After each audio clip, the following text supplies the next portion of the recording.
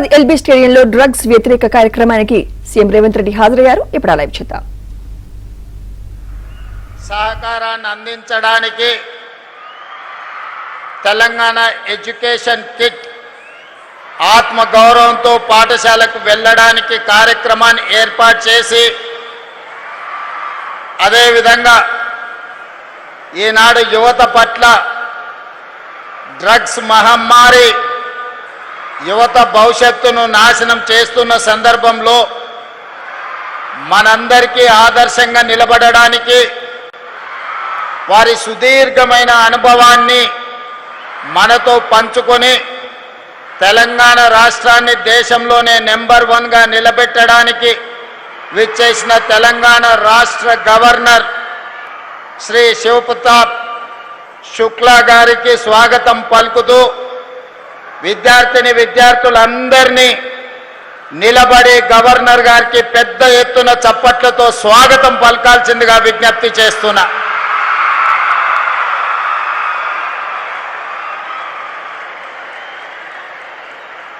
Governor గారితో పాటు ఈ కార్యక్రమంలో ఉప ముఖ్యమంత్రి వర్యులు మిత్రులు బట్టి విక్రమార్క గారు, సీనియర్ సహచర మంత్రివర్గ సభ్యులు శ్రీధర్ బాబు గారు,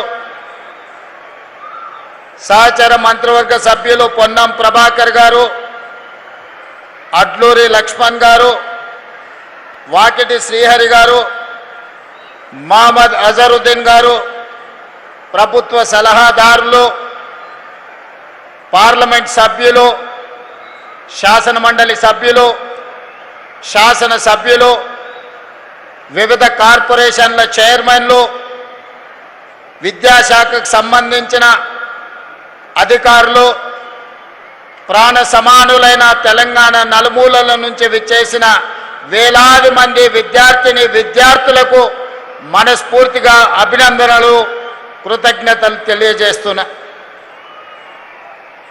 మిత్రులారా, తెలంగాణ రాష్ట్రం దేశంలో ఉన్న మిగతా రాష్ట్రాలలాగా భాషా ప్రయుక్త రాష్ట్రంగానో పరిపాలన సౌలభ్యం కోసం ఏర్పడిన రాష్ట్రం కాదు.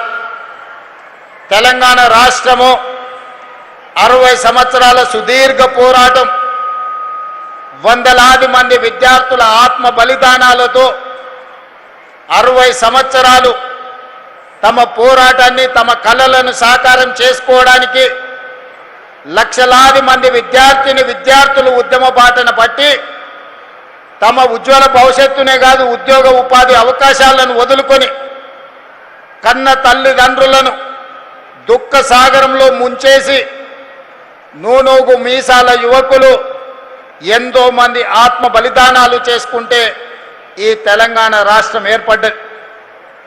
ఆనాడు ఆత్మ బలిదానాలలో ముందు వరుసలో ఉన్న శ్రీకాంతాచారి కావచ్చు, ఈశాన్ రెడ్డి కావచ్చు, కానిస్టేబుల్ కిష్టయ్య కావచ్చు, సురేష్ నాయక్ కావచ్చు, ఈ రకంగా నేను చెప్పుకుంటూ వెళ్తే వందలాది మంది విద్యార్థులు ఆత్మ బలిదానాలు చేసుకుంటే ఈ రాష్ట్రం ఏర్పడ్డది.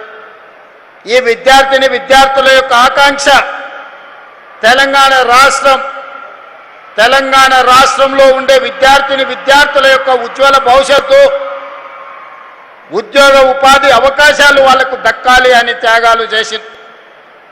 ఆనాటి ఉద్యమంలో ముందు బాగానే నిలబడి పొలిటికల్ జేఏసీ చైర్మన్గా ఉన్న ప్రొఫెసర్ కోదండరామ్ గారు, తొలి ఉద్యమం మలి ఉద్యమ సజీవ సాక్షి పెద్దలు కేశవరావు గారు, పార్లమెంటులో పెప్పర్ స్ప్రేలను తట్టుకొని నిలబడి తెలంగాణ బిల్లు ఆమోదానికి సంపూర్ణంగా సహకరించిన పొన్నం ప్రభాకర్ గారు ఈ వేదిక మీద ఉన్నారు.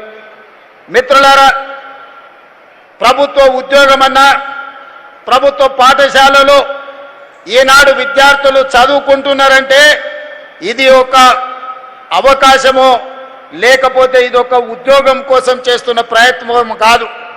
ఇదొక గొప్ప భావోద్వేగం. ఈ భావోద్వేగము తెలంగాణ 4 కోట్ల ప్రజలతో ముడివేసుకున్న బంధం. ఈ భావోద్వేగాన్ని, ఈ తెలంగాణ రాష్ట్రం యొక్క అభివృద్ధి, ఈ దేశ భవిష్యత్తు తరగతి గదుల్లోనే ఉన్నది. ఈ తరగతి గదులను పునరుద్ధరించాలి. విధ్వంసం అయిపోయిన తెలంగాణ విద్యాశాఖను ఈనాడు వికాసం వైపు నడిపించాలని రాష్ట్ర ప్రభుత్వం నిర్ణయం తీసుకొని సహచర మంత్రివర్గ సభ్యుల సహకారంతో ఈనాడు తెలంగాణ రాష్ట్ర ప్రభుత్వం తన బడ్జెట్లో 8.5% నిధులను కేటాయించడం జరిగింది. 26,600 కోట్ల రూపాయలతోటి ఈనాడు ఈ పేదలు, ముఖ్యంగా SC, ST, BC, minority and backward ఆర్థికంగా వెనుకబడిన విద్యార్థుల భవిష్యత్తు కోసం ఈనాడు తెలంగాణ రాష్ట్ర ప్రభుత్వం 26,600 కోట్ల రూపాయలు ఖర్చు పెడుతుంది. ఈ ఖర్చుగా మా ప్రభుత్వం భావించడం లేదు. ఈ ప్రభుత్వం ఈ నిధులను భవిష్యత్తు పెట్టుబడిగా భావిస్తున్నాం. ఈ నిధులు భవిష్యత్ తరాల యొక్క భవిష్యత్తును నిర్ణయించే పెట్టుబడిగా మేము భావిస్తున్నాం.